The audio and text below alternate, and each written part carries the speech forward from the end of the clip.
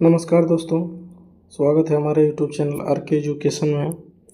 तो आज के इस वीडियो को लेकर आए हैं जो कि सबसे महत्वपूर्ण है।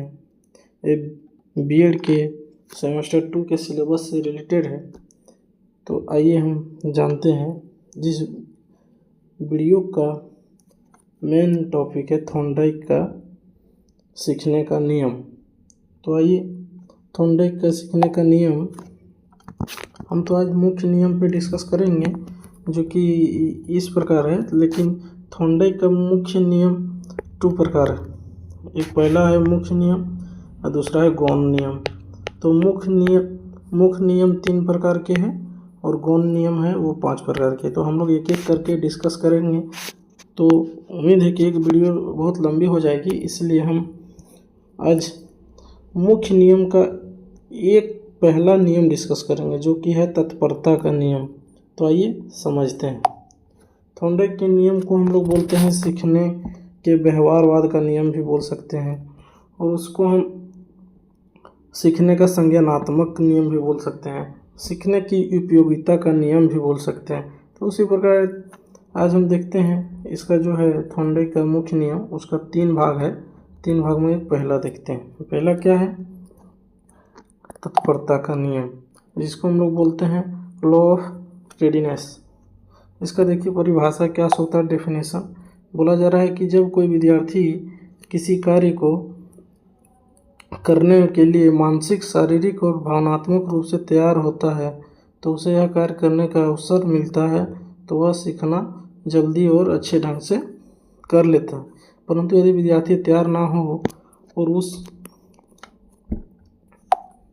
उस पर कार्य थोप दिया जाए तो उसमें चिड़चिड़ापन, ऊब और असफल की संभावना अधिक है। कहने का मतलब है जो भी विद्यार्थी है, अगर उसके अंदर इच्छा हो तो विद्यार्थी सही तरीके से पढ़ सकता है और समझ सकता है। और अगर उसको इच्छा ही ना हो और आप ज़बरदस्ती उसको वो कार्य करने को थोप रहे हैं तो स्वाभाविक तौर से है या तो वो बच्चा चिड़चिड़ापन लगेगा या तो फिर ऊब जाएगा मतलब एकदम इंटरेस्ट नहीं है उसको, तो फिर असफल होने की संभावना, मतलब ज़रा सा भी रुचि उस टॉपिक में नहीं लेगा, ताकि मतलब सीखेगा नहीं।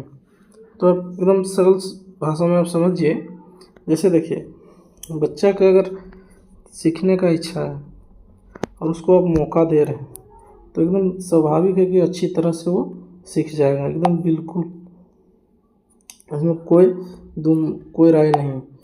और अगर बच्चा तैयार ही नहीं है और उसको ज़बरदस्ती आप कर रहे हैं तो एकदम बच्चा में रुचि पैदा हो सकता है, तो असफल हो जाएगा। सफल करने में एकदम उसको रुचि, इंटरेस्ट नहीं है। तो इसीलिए बच्चा में अगर इंटरेस्ट को आपको जगाना है तो आपको सही तरीके से और सही वे से पढ़ाना पड़ेगा। तो देखिए इसका एक उदाहरण है।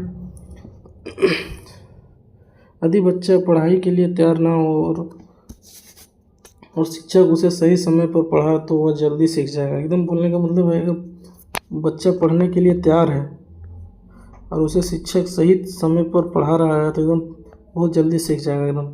अब भूखे बच्चे को यदि भोजन दिया जाए तो उसे तृप्ति मिलेगी, लेकिन यदि भूखा ना हो पर भोजन दिया जाए तो उसे आनंद नहीं आएगा। मतलब कहने का मतलब, जब भूखा स्टूडेंट जब भूखा है तो उसे आप भोजन दे दीजिएगा तो आनंद से खाएगा।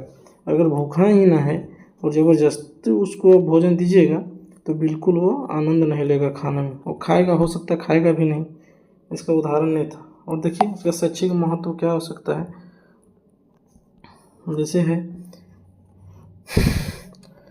शैक्षिक महत्व, शिक्षा को चाहिए कि वह विद्यार्थी की रुचि और मानसिक तैयारी को देखकर पाठ पढ़ाए। जैसे मतलब कहने का मतलब है जो शिक्षक होगा उसको विद्यार्थी के क्या इंटरेस्ट है और उसका क्या मानसिक तैयारी है उसको देखकर पढ़ाना चाहिए। फिर उसी प्रकार है बच्चों पर ज़बरदस्ती पढ़ाई या कार्य थोपने से उनके मन में सीखने के प्रति नकारात्मक दृष्टिकोण पैदा हो सकता है। बोला जा रहा है अगर शिक्षक हैं आप बच्चे को पढ़ने का ही मन नहीं है, आप उसको ज़बरदस्ती पढ़ा रहे हो तो स्वाभाविक है एकदम उसका नकारात्मक दृष्टिकोण पैदा हो सकते हैं। मतलब एकदम अटपटांग कुछ भी सोचने लगे, इसमें रुचि नहीं लेगा बच्चा। और तो इस शैक्षिक महत्व ये था बेसिकली। उसके बाद अब देखिए बोला जा रहा है अनित, ये सब मिला के बोला जा रहा है यदि ये जो नियम हमने बताया आपको, उसका बोला जा रहा है अनित तत्परता का नियम यह बताता है कि सीखने में तैयारी सबसे पहला और महत्वपूर्ण कदम है।